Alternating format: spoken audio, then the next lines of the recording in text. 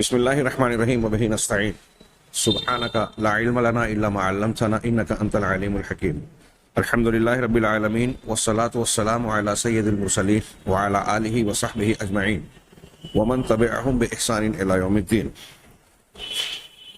اعوذ باللہ من الشیطان الرجیم. بسم اللہ الرحمن الرحیم. آمن الرسول بما انزل الیہ من ربہ والمؤمنون کل آمن باللہ وملائکتہ وکتبہ ورسلہ لا نفرق بین احد من رسولہ. سامعین کرام، جیسا کہ پچھلے درس میں نے تذکرہ کیا تھا کہ ہم اب یہ گفتگو کریں گے کہ اللہ تبارک و تعالیٰ نے قرآن مجید میں رسولوں پر جو کتابیں نازل کی ہیں، ان کو جو کتابیں عطا فرمائی ہیں، ان کے بارے میں بار بار قرآن مجید میں یہ تذکرہ کیا گیا ہے کہ اللہ تعالیٰ نے اسے نازل کیا. انزال، تنزیل، نزل بہی، اس قسم کی تعبیرات کو ذکر کیا، اور قرآن کے تعلق سے بطور خاص اس کا ذکر کیا کہ یہ اللہ کے پاس سے، عزیز حکیم کے پاس سے، رحمان و رحیم کے پاس سے اللہ تعالیٰ نے اپنے مختلف ناموں کے ذکر کے ساتھ الگ الگ سیاق و سباق میں، الگ الگ اسلوب بیان میں اس بات کو بتکرار ذکر کیا ہے اپنے کلام پاک میں کہ اللہ تعالیٰ نے اس کتاب کو اپنے پاس سے نازل کیا. لہذا یہاں قابل غور بات یہ ہے کہ اللہ تبارک و تعالیٰ نے بکثرت قرآن میں تنزیل، انزال اور اتارنے کے لفظ کا جو ذکر کیا ہے، اور وہ بھی کئی وجوہ سے. میں اس کے یہاں تقریباً ہمارے سامنے مذکرہ میں کم و بیش 20 آیتوں کو الگ الگ سیاق کی انداز کی پیش کی ہے. میں صرف تذکرتاً بعض آیتوں کی تلاوت کر دیتا ہوں. مثال کے طور پہ انہوں نے ذکر کی کہ اللہ تعالیٰ ارشاد فرماتا ہے وَقُلْ آمَنْتُ بِمَا أُنزِلَ مِن كِتَابٍ وَأُمِرْتُ لِأَعْدِلَ بَيْنَكُمْ. یہ سورہ شورى کی آیت ہے. بِمَا أُنزِلَ مِن کتاب، جو کتاب نازل کی گئی ہے میں اس پر ایمان لایا. اللہ نے یہ حکم دیا کہ آپ یہ کہیے. دوسری آیت جو بار بار ہم نے سورہ بقرہ اور سورہ آل عمران کی پڑھی، قولوا آمنا باللہ وما انزل علینا وما انزل علی ابراہیم و اسماعیل. ہاں، جو ہم پر نازل کی گئی اور جو ابراہیم، اسماعیل، یعقوب وغیرہ پر نازل کی گئی. یہاں بھی انزال کا تذکرہ کیا گیا. ہاں، اسی طرح سورہ آل عمران کی ایک آیت جو بڑی مشہور ہے، اللہ کا سورہ مائدہ میں کہا یا ایھا الرسول بلغ ما انزل الیک. اے رسول آپ پہنچا دیجئے. کون سی چیز پہنچانی ہے؟ جو آپ کی طرف نازل کی گئی، ما انزل الیک. سورہ رات کے شروع میں اللہ تعالیٰ نے ارشاد فرمایا الف لام میم تلک آیات الکتاب والذی انزل الیک من ربک، ہاں، من ربک الحق ولکن اکثر الناس لا یؤمنون. سورہ سجدہ کے آغاز میں کہا الف لام میم تنزیل الکتاب لا ریب فیہ من رب العالمین. یہاں تنزیل الکتاب کہا. ہاں، سورہ آل عمران کے آغاز میں کہا الف لام میم اللہ لا الہ الا هو الحی القیوم نزل علیک الکتاب بالحق. اللہ تعالیٰ نے آپ پر حق کے ساتھ کتاب کی تنزیل کی. نزلہ اور انزال میں تھوڑا سا لفظ کے اعتبار سے، مادے صیغے کے اعتبار سے کچھ لوگ فرق کرتے ہیں کہ نزلہ میں ٹکڑا ٹکڑا کر کے تھوڑا تھوڑا اتارنا ہے، انزال کے معنی میں صرف اتارنا ہے، اب وہ یک بارگی ہو یا الگ الگ. تو آپ پر اللہ تبارک و تعالیٰ نے نازل کیا حق کے ساتھ، مصدقا لما بین یدہ وانزل التوراۃ والانجیل، اور توریت اور انجیل کو بھی نازل کیا. سورہ غافر یعنی سورہ مومن کے آغاز میں کہا حامیم تنزیل الکتاب من اللہ العزیز العلیم. ہاں، سورہ فصلت یعنی سورہ سجدہ، حامیم سجدہ کے شروعات میں کہا اللہ تعالیٰ نے حامیم تنزیل من الرحمن الرحیم. سورہ جاسیہ کے شروع میں کہا حامیم تنزیل الکتاب من اللہ العزیز الحکیم ان فی السماوات والارض لآیات للموقنین. سورہ احقاف کے آغاز میں کہا حامیم تنزیل الکتاب من اللہ العزیز الحکیم. اسی طریقے سے اللہ تبارک و تعالیٰ نے کہیں کتاب کے انزال کا تذکرہ کر کے اپنے احسان کا تذکرہ کیا، ہاں، اپنی ذات کے لیے مدح و تعریف کا ذکر کیا. جیسے سورہ کہف کے آغاز میں کہا الحمدللہ الذی انزل علی عبدہ الکتاب ولم یجعل لہ عوجا. انزل الکتاب ولم یجعل لہ عوجا. ہاں، اسی طریقے سے سورہ فرقان کے آغاز میں کہا کہ وہ بابرکت ذات ہے. بابرکت ہونے کی ایک صفت کی ایک وجہ یہ بیان کی کہ اس نے اپنے بندے پر فرقان نازل کیا. تبارک الذی نزل الفرقان علی عبدہ لیکون للعالمین نذیرا. اس طریقے سے یہ الگ الگ انداز میں کہیں اہل کتاب کے بارے میں خبر دے رہے ہیں کہ کچھ اس میں سے ایسے ہیں جو آپ پر نازل کی گئی کتاب اور اس سے پہلے نازل کی گئی کتاب کا پر ایمان رکھتے ہیں خشوع کے ساتھ. کہیں مومنوں کے بارے میں اس کا تذکرہ کر کے تعریف کی گئی, کہیں کتاب کے بارے میں کہا کہ اس پر ایمان لانا ہی دراصل ایمان کا معنی رکھتا ہے. اور ہر جگہ آپ دیکھیں گے کہ الگ الگ اسلوب میں, سیاق و سباق میں, عام خبروں میں لقد ارسلنا رسولنا بالبینات وانزلنا معهم الکتاب, ہم نے رسولوں کو بینات کے ساتھ بھیجا اور ان کے ساتھ کتابوں کو نازل کیا. یعنی عام خبر کی شکل میں یہ بیان کیا, جو باتیں بتائی اس میں انزال کا تذکرہ کیا.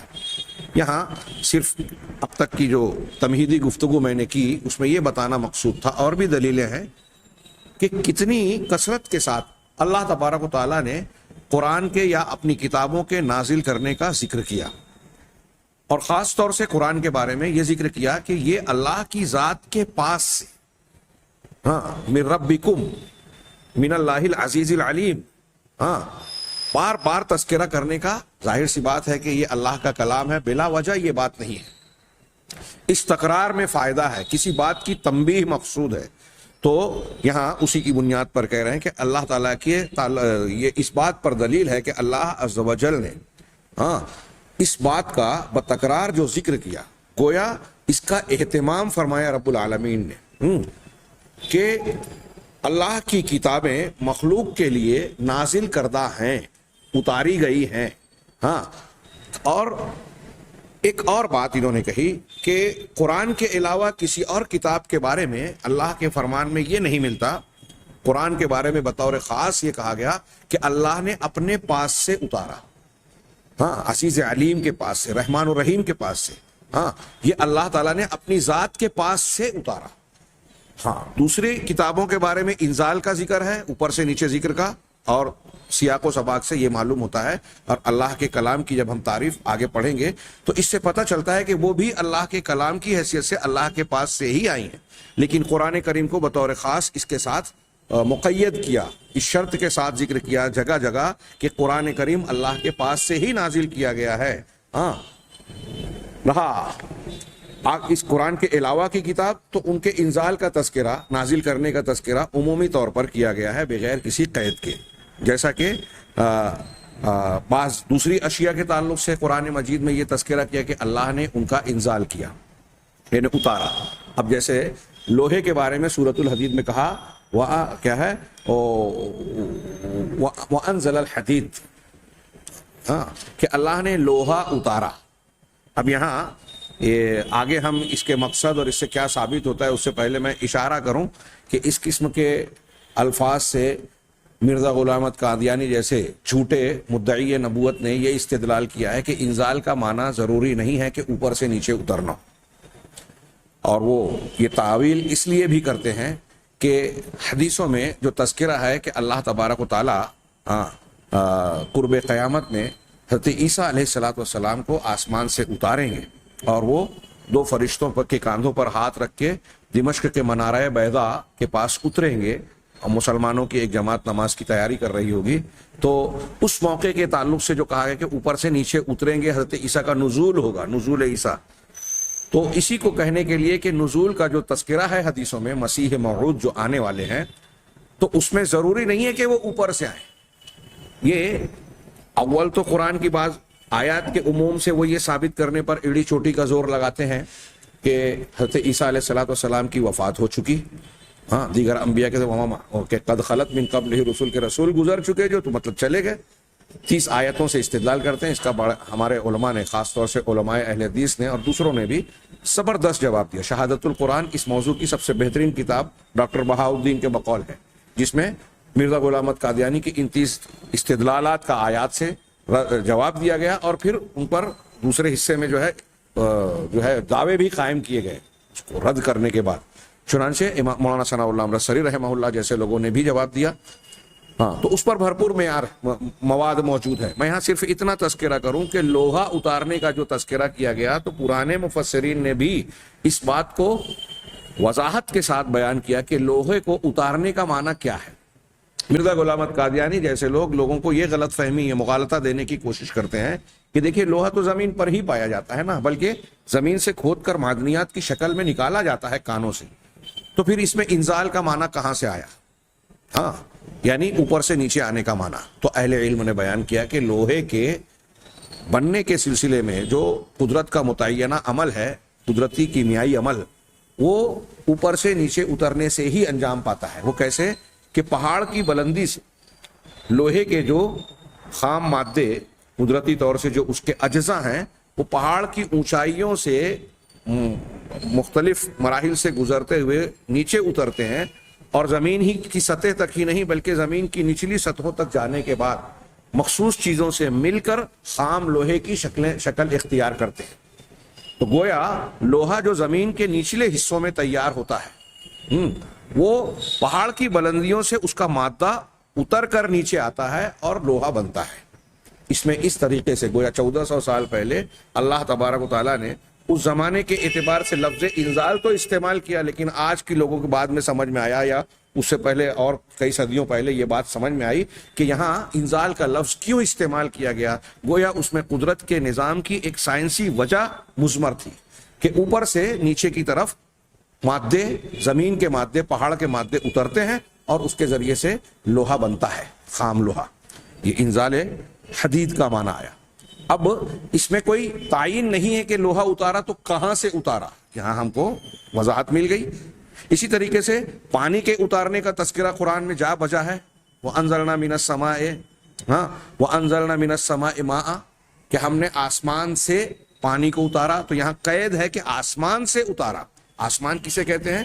ایک تو وہ جو سمائے دنیا جس کو ہم عرف میں آسمان کہتے ہیں، عربی زبان میں السما کے لفظ کو کی تشریح آپ دیکھیں گے تو لغت والے کہتے ہیں ہر وہ چیز جو آپ کے اوپر ہے وہ آسمان ہے۔ تو بلندی پر جو چیز پائی جا رہی ہے وہ السما ہے۔ ہاں، کل ما فوقک فہو سماؤک۔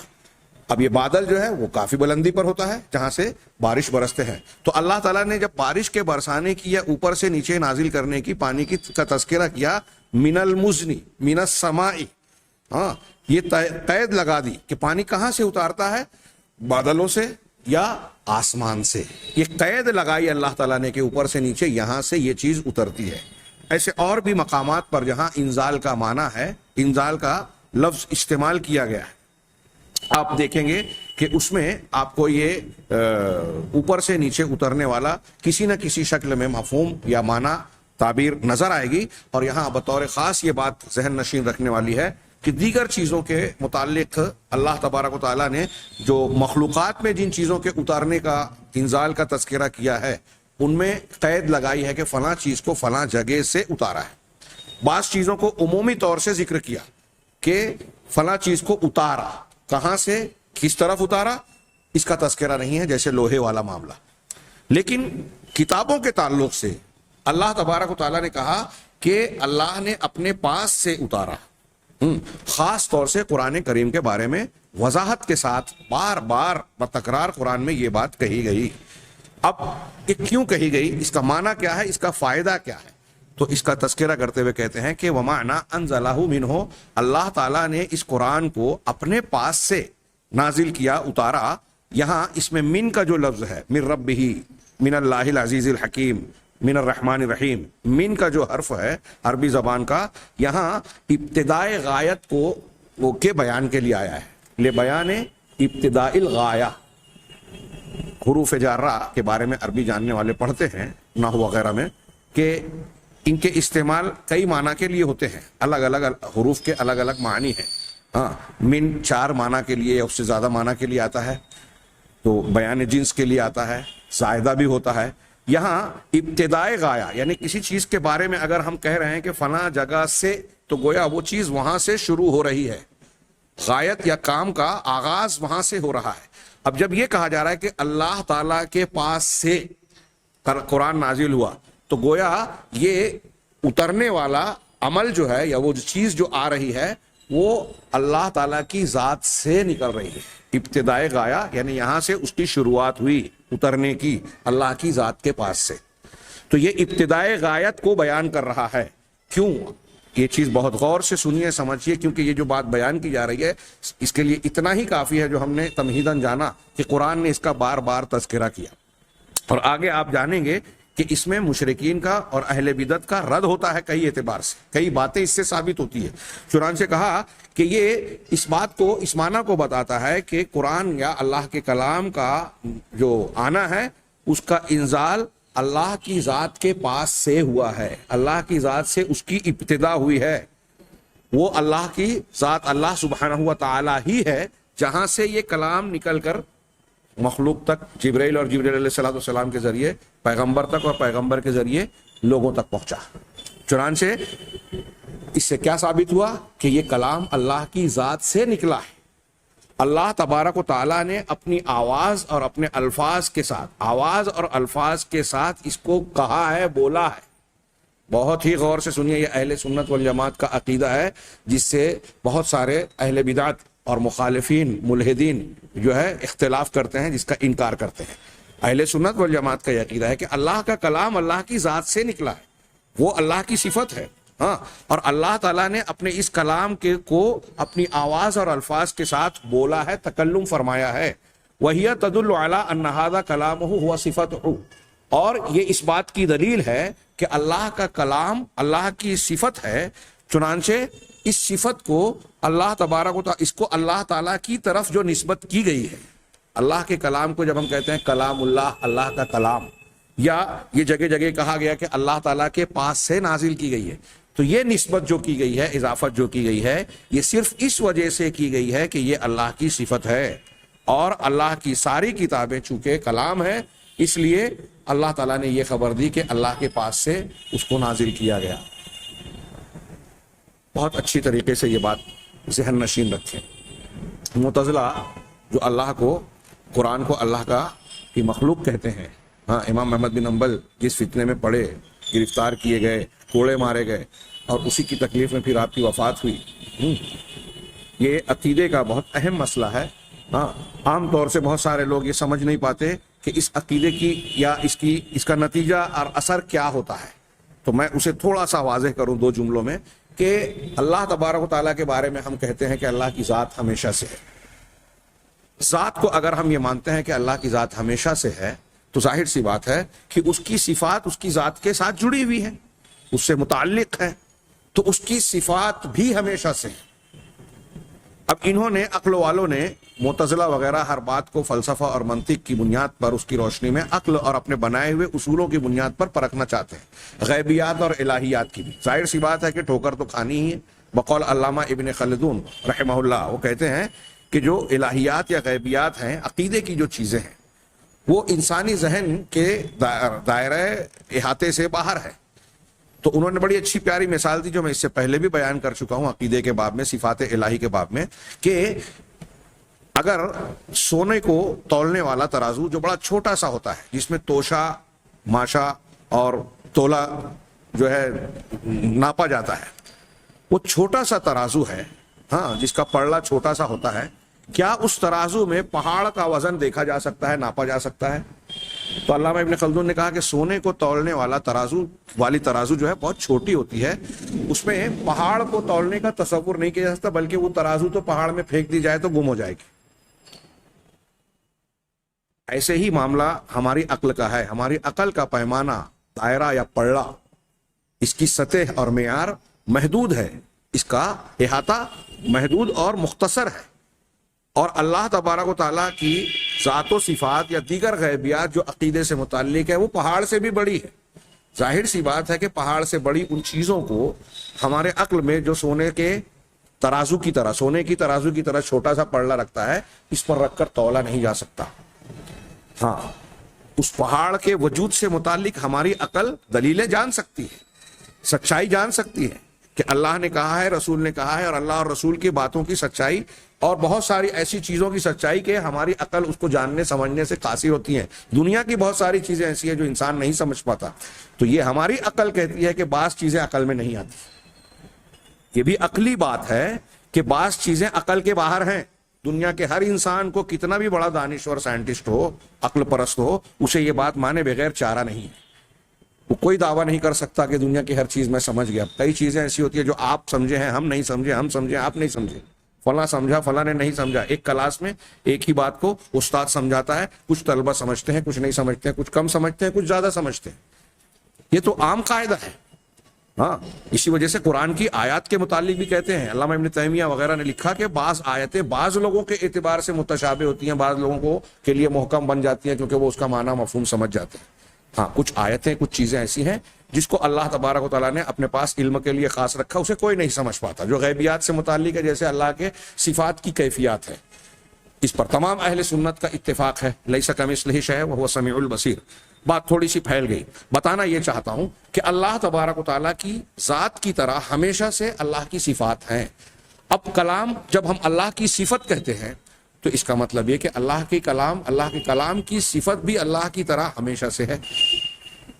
اب ان لوگوں نے عقل دوڑائی, ارے اگر ہم یہ مان لیں کہ اللہ تعالیٰ کی صفت ہے کلام کرنا, بات کرنا, تو پھر سوال یہ اٹھے گا کہ جب کچھ بھی مخلوقات میں سے کچھ بھی نہیں تھا, صرف اللہ تعالیٰ ہی کا وجود تھا, تب اللہ تعالیٰ نے کس سے بات کی؟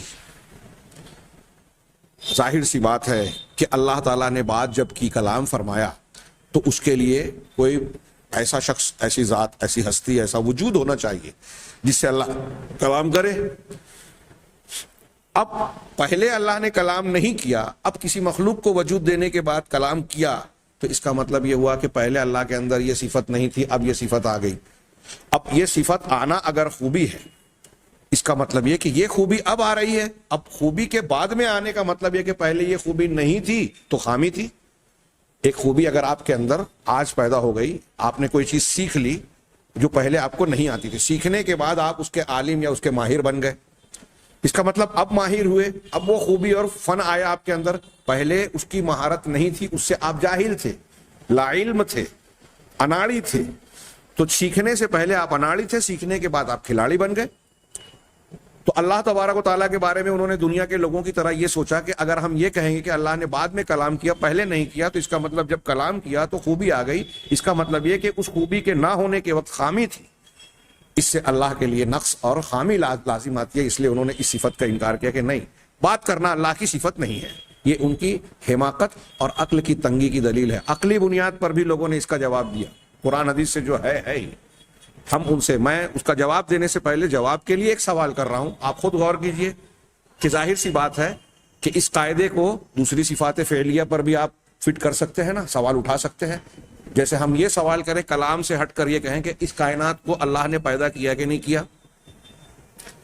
سب مانتے ہیں کہ ہاں یہ اللہ کی مخلوق ہے, اللہ ان سب کا خالق ہے. اب یہ سوال ہے کہ دنیا کی کائنات کی مخلوقات میں سب سے پہلی مخلوق کون سی مخلوق ہے؟ تو روایات سے ثابت ہے کہ مطلقاً سب سے پہلے اللہ نے عرش کو پیدا کیا. عرش کا جو پانی ہے وہاں, اور پھر اس کے بعد سب سے پہلے جس چیز کو پیدا کیا وہ قلم ہے. اب عرش کی پیدائش سے پہلے سوال یہ ہے کہ کیا اللہ تعالیٰ نے کسی چیز کو پیدا کیا؟ کوئی مخلوق تھی؟ صرف خالق ہی خالق تھا نا. ہر مخلوق جو دنیا میں, جو کائنات میں, وجود میں پیدا کی ہوئی ہے, اس کا کہیں نہ کہیں آغاز ہے, ابتدا ہے, شروعات ہے. شروعات جب کی گئی کسی چیز کو پیدا کرنے کی, اس سے پہلے وہ چیز ظاہر سی بات ہے کہ نہیں تھی. تو نتیجہ کیا میں بیان یہ کرنا چاہتا ہوں کہ نتیجہ یہ نکلا کہ جتنی بھی مخلوقات ہیں ان میں سے کوئی نہ کوئی مخلوق سب سے پہلے ہے اور کہیں نہ کہیں سے اس کا آغاز. تو سوال یہ ہے کہ جب اللہ تبارک و تعالیٰ نے دنیا کی کائنات کی ہستی موجودات کی پہلی چیز کو پیدا کیا, کیا آپ یہ مانتے ہیں کہ اسی دن سے اللہ تعالیٰ خالق ہوا, یا پیدا کرنے کی صفت اللہ تعالیٰ کے اندر اسی دن آئی, اس سے پہلے پیدا کرنے کی صفت نہیں تھی؟ یہ کوئی بیوقوف آدمی ہی کہے گا. ہاں, ظاہر سی بات ہے کہ خالق اللہ تعالیٰ ہمیشہ سے ہے بالقوت, یعنی لکھنے پیدا کرنے کی صلاحیت, قوت, قدرت اللہ تعالیٰ کی ذات جب ہمیشہ سے ہے تو یہ خوبی, صفت اور یہ طاقت بھی ہمیشہ سے ہے. لیکن پیدا کب کیا؟ جب اللہ نے چاہا, جب اس کی مشیت ہوئی, جب اس کا ارادہ ہوا. یہ ہم اور آپ اس طرح سے غور کریں کہ بھائی اس وقت میں آپ سے بات کر رہا ہوں, میں درس دے رہا ہوں, بیان کر رہا ہوں, آپ اس کو سننے کے وقت آپ خاموش ہیں. آپ خاموش ہیں اس کا مطلب یہ نہیں کہ آپ بولنے کی صفت سے محروم ہیں، گونگے ہیں. ہاں آپ بول سکتے ہیں لیکن اپنے بولنے کی اس قوت کو آپ فی الحال استعمال نہیں کر رہے ہیں. میں لکھ سکتا ہوں لیکن لکھنے کا عمل اس وقت نہیں کر رہا ہوں. تو اس وقت کیا میں کاتب ہوں، میں لکھنے والا ہوں؟ تو کہا جائے گا کہ لکھنے والا بالقوت ہے، یعنی صلاحیت ہے لکھنے والا ہونے کی، لیکن بالفعل عمل کے اعتبار سے اس وقت میں لکھنے والا نہیں ہوں. آپ بولنے والے ہیں، یعنی آپ کے اندر بولنے کی طاقت اور صلاحیت ہے، متکلم ہونے کی خوبی ہے، لیکن اس وقت آپ بول نہیں رہے. ایسے اور بھی آپ رو سکتے ہیں لیکن رو نہیں رہے ہیں. تو رونے والی خوبی یا صلاحیت آپ کے اندر ہے، ہنسنے والی خوبی آپ کے اندر ہے، لیکن ہر وقت آپ اس کا استعمال نہیں کرتے. جب آپ اپنی کچھ خوبیوں کا استعمال کرتے ہیں، عمل میں لاتے ہیں، تو اس وقت اس فعل کو کرنے والے کہلاتے ہیں. اور جب نہیں کیا تو یہ نہیں کہا جائے گا کہ آپ اس وقت بول نہیں رہے ہیں تو آپ گونگے ہیں، آپ اس وقت لکھ نہیں رہے ہیں تو لکھنے کی صلاحیت سے محروم ہیں. ایسا نہیں کہا جائے گا. ایسا ہی معاملہ اللہ تبارک و تعالیٰ کی ان تمام صفات کا ہے جو صفات فعلیہ کہلاتے ہیں. جب اللہ تعالیٰ جب چاہتا ہے اس کو فعل میں، عمل میں لاتا ہے. اور کلام کے بارے میں یہی میں ایک بات واضح کر دوں، اللہ کا کلام اللہ کی فعلی صفت بھی ہے اور اللہ تبارک و تعالیٰ کی صفت ذاتی بھی ہے. جیسے ہم اللہ کا علم کہتے ہیں، یا اللہ کی ذاتی صفت ہے، اللہ کی ذات کے ساتھ جڑی ہوئی ہے. تو کلام کرنا، علم اللہ کی ایک صلاحیت ہے، قوت ہے، تو کلام بھی ایک قوت اور صلاحیت ہے، اس اعتبار سے اللہ کی ذات سے جڑی ہوئی. اور کلام چونکہ فعل بھی ہے، جب اللہ چاہتا ہے تو فعل کلام کرتا ہے، اس لیے یہ فعلی صفت بھی ہے. اس لیے اہل علم نے بیان کیا کہ اللہ کا کلام جب ہم کہتے ہیں تو یہ دونوں حیثیت رکھتی ہے، صفت ذاتی بھی ہے، صفت فعلی بھی ہے. ایک بات یہ ذہن نشین رکھنی چاہیے. اور جیسا کہ میں نے ذکر کیا کہ اللہ تعالیٰ کی صفات ہمیشہ سے اللہ سے جڑی ہوئی ہے. جب ہم یہ کہیں گے، اب امام احمد بن حنبل وغیرہ کا جو قول تھا کہ قرآن اللہ کا کلام ہے، مخلوق نہیں ہے، معتزلہ کہتے تھے مخلوق ہے. اب جب مخلوق کہا تو اس کا مطلب یہ کہ اللہ تبارک و تعالیٰ نے اس کو بعد میں پیدا کیا، اور اللہ تعالیٰ کے اندر کلام کی یہ صفت نہیں ہے. تو جو اللہ کی صفت کو مخلوق کہے گا گویا اللہ کی ذات کے ایک حصے کو مخلوق کہہ رہا ہے، حادث کہہ رہا ہے. کتنی بڑی بات ہے. اللہ تبارک و تعالیٰ کی ذات جیسے ہمیشہ سے، اس کی صفات بھی ہمیشہ سے ہے، اور کلام اس کی صفت ہے اس لیے ہمیشہ سے ہے. جس نے مخلوق کہا وہ اللہ تعالیٰ کی ذات کے سلسلے میں بہت بڑی غلطی کر رہا ہے. ایسے ہی ہمارے کچھ لوگ جو ہیں، ابھی پیچھے کچھ لوگوں نے بیان کر دیا کہ اللہ تعالیٰ کی رحمت جو ہے وہ پیدا کی، 10-100 حصوں میں پیدا کی، اور یہ تو اللہ تعالیٰ کی وہ رحمت جو مخلوق ہے بندوں کی، وہ مخلوق ہے، اور اللہ تعالیٰ کی وہ رحمت جو خالق ہے، وہ خالق کی صفت ہے جو ہمیشہ سے. اور جو رحمت ہے مخلوق، وہ جب پیدا کی گئی تب سے وجود پاتی ہے. یہ عقیدے کا ایک مسئلہ ہے، اس کو یوں ہی نظر انداز نہ کریں جو فلسفہ اور منطق اور عقل کی بنیاد پر لوگوں نے گنجلک اور الجھا ہوا بنا دیا، اور ہمارے ہاں کچھ لوگ سمجھتے ہیں کہ غیر ضروری مسئلہ ہے. یہیں سے ایک بات یہ بھی سامنے آئی، ایک چیز یہ بھی واضح کر دوں کہ یہ لوگ جب اللہ کے کلام کو اللہ کی صفت ہونے کا رد کرنا چاہتے ہیں تو یہ بھی کہتے ہیں کہ دیکھیے اللہ تبارک و تعالیٰ نے جس طرح کعبۃ اللہ کہا ہے، بیت اللہ کہا ہے، رسول اللہ کہا ہے، ناقۃ اللہ کہا ہے. حضرت صالح علیہ السلام کو معجزے کے طور پر جو اونٹنی دی گئی، ناقۃ اللہ و سقیاہا، سورہ شمس میں اور دوسرے مقامات پر گئی، اللہ کی اونٹنی ہے، اللہ کی اونٹنی. اللہ کا گھر، مسجدوں کو اللہ کا گھر جاتا ہے، فی بیوت اذن اللہ ان ترفع بیت من بیوت اللہ، اور کعبۃ اللہ کہا جاتا ہے، بیت اللہ کہا جاتا ہے، اللہ کا گھر. یہ اضافت ہے، اللہ کا گھر، اللہ کی اونٹنی، رسول اللہ، اللہ کا رسول. جی تو انہوں نے کہا، معتزلہ نے، بدعتیوں نے کہا کہ جیسے یہ ہے کہ اللہ کی اونٹنی، اللہ کا گھر، اللہ کا رسول، ایسے ہی ہے اللہ کا کلام. تو اللہ کا گھر اور اللہ کے رسول تو مخلوق ہے، اونٹنی تو مخلوق ہے، تو ایسے ہی اللہ کا کلام بھی مخلوق ہے. کتنی حماقت والی بات ہے، یہ مغالطہ ہے. علماء سنت نے، آپ شرح عقیدت الطحاویہ میں علامہ ابن ابی العز نے جو یہ اللہ کے کلام سے متعلق ان کے استدلالات کا ذکر کر کے اس کا رد کیا ہے، بڑا پیارا، بڑا خوبصورت، بڑا مفید ہے. اگر آپ اسے پڑھیں تو جہاں آپ کے علم میں اضافہ ہوگا وہاں یہ بھی پتہ چلے گا کہ اس علم میں بڑی لذت ہے. بڑے پیارے پیارے جوابات دیے. تو یہاں انہوں نے اختصار کے ساتھ ایک جواب یہ دیا کہ اللہ تبارک و تعالیٰ کی طرف جن چیزوں کی اضافت کی جاتی ہے وہ دو طریقے کی ہوتی ہے. ایک اضافت اعیان ہوتی ہے اشیاء کی اضافت، اور ایک ہوتا ہے اضافت اوصاف صفات کی.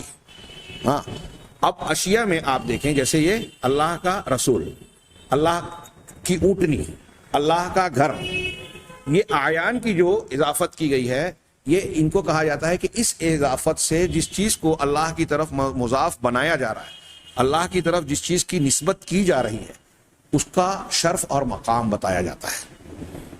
یہاں بات کو آگے بڑھانے سے پہلے میں یہ کہوں کہ ہمارے یہاں بھی کا کی کے کا لفظ جب استعمال ہوتا ہے، اب جیسے میں ایک بات کہہ رہا ہوں یا کسی شخصیت کے بارے میں ہم اگر گفتگو کرتے ہیں ہاں کہ فلاں عالم کا ہاتھ، فلاں عالم کی آنکھ، یہ آدمی کی آنکھ، ایک چیز یہ ہے. اب آنکھ کی نسبت آدمی کی طرف کی گئی، اب ہم اسی طرح کہیں آدمی کا کپڑا، کپڑے کی طرف کپڑے کی نسبت کی گئی. آدمی کی تصویر، آدمی کی یاد، آدمی کا علم.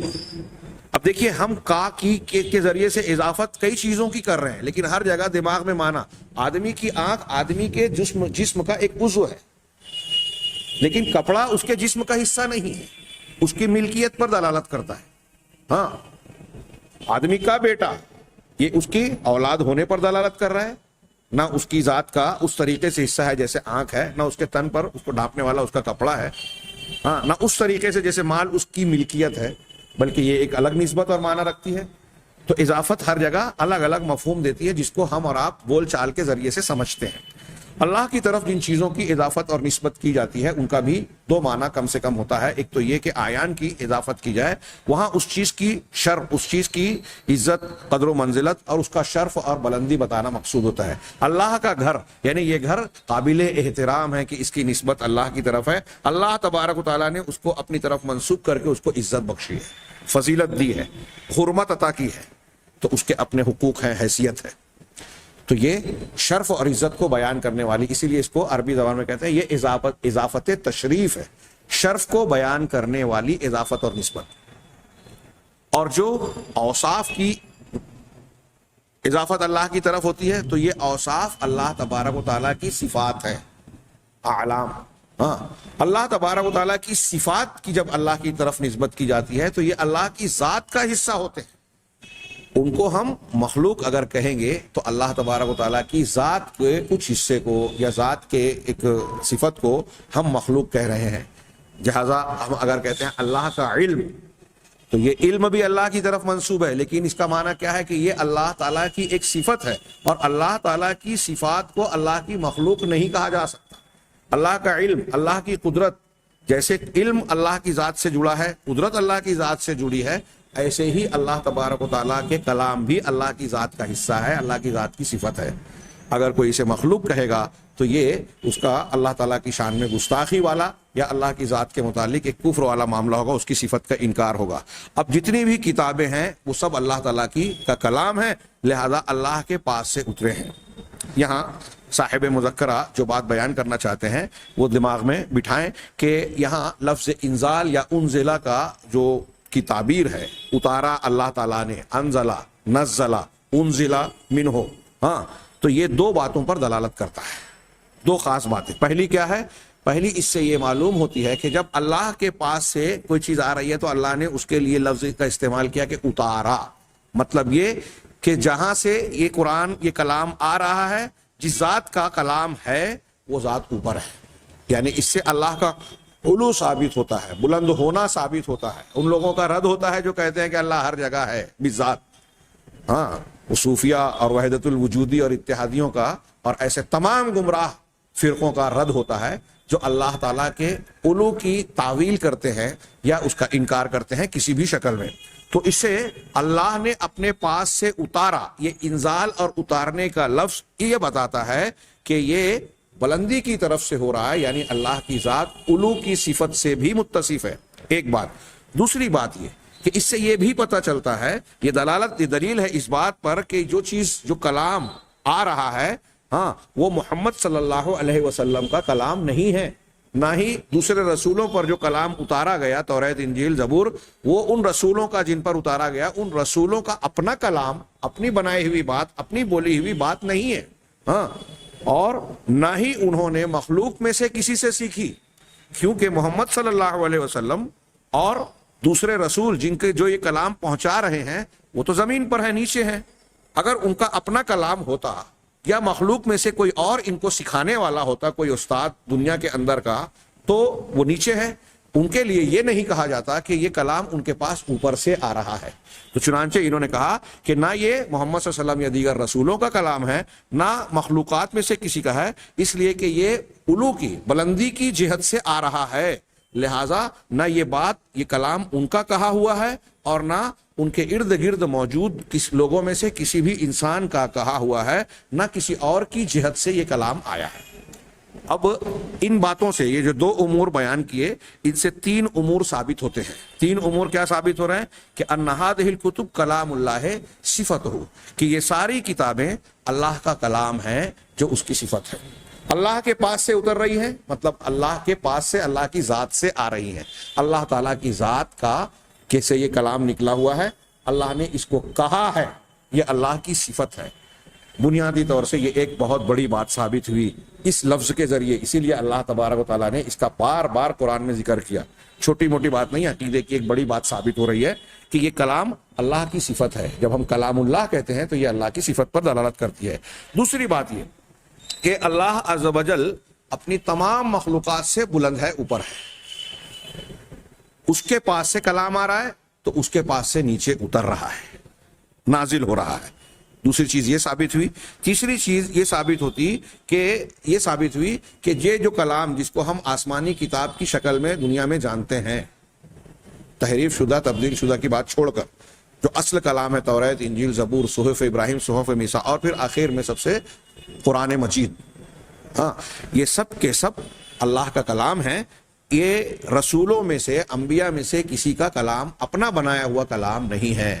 قرآن اللہ کے رسول جناب محمد رسول اللہ صلی اللہ علیہ وسلم کا بنایا ہوا کلام نہیں ہے۔ یہ تین باتیں جو ثابت ہو رہی ہیں، اس سے ہاں کچھ ایسے اہل باطل کی کچھ باطل باتیں جو بہت واضح طور سے باطل ہیں، ان کا رد ہوتا ہے۔ جو بعض مخلوقات کے اندر باطل باتیں پائی جاتی ہیں، اور وہ جو باتیں باطل رد ہوتا ہے، اس کی دو شکلیں ہیں، دو نوعیتیں ہیں۔ پہلا یہ کہ اختلاف الناس فی جنس التنزیل، کچھ لوگوں کا جنس تنزیل ہی کے سلسلے میں اختلاف ہے، ان لوگوں کا رد ہوتا ہے۔ جنس تنزیل کا مطلب کیا؟ تنزیل یعنی اتارنا۔ تو بعض انسانوں کا، مشرکین اور کفار کا اسی میں اختلاف تھا۔ ہاں، اللہ کے رسول صلی اللہ علیہ وسلم کا فرمان، قرآن کا فرمان، ہمارا عقیدہ یہ ہے کہ یہ کلام اوپر سے نیچے آیا ہے۔ ہاں، مشرکین مکہ اور قرآن کے منکرین کا کہنا ہے کہ یہ کوئی قرآن نازل وازل نہیں ہوا۔ تو جن سے تنزیل میں ہی لوگوں کا اختلاف ہے۔ تو جو مشرکین، کفار یا مسلمانوں میں سے بھی کوئی شخص اگر ایسا ہے، مسلمان ہونے کا دعویٰ کرنے والا، جو قرآن کے آسمان سے یا اللہ کے پاس سے اترنے کا انکار کر رہا ہے، اس باطل کی تردید ہوتی ہے، اس اختلاف میں حق بات ثابت ہوتی ہے کہ یہ اللہ کے پاس سے آیا۔ دوسرا اختلاف لوگوں کے معنی میں، کچھ لوگ ایسے ہیں جو یہ تو مانتے ہیں کہ قرآن اترا ہے، لیکن کیسے، کس کے پاس سے اترا ہے، اس کے بارے میں کچھ لوگ اختلاف کرتے ہیں۔ اس کا بھی یہ معاملہ، یہ جو تین چار چیزیں ثابت ہوئی ہیں، یا انزال کے لفظ کو بار بار قرآن نے، اللہ نے دہرایا ہے، اس معاملے کا بھی گویا فیصلہ ہو جاتا ہے، اور اختلاف ختم ہو کے صحیح بات جو ہے وہ بے داغ اور واضح ہو جاتی ہے۔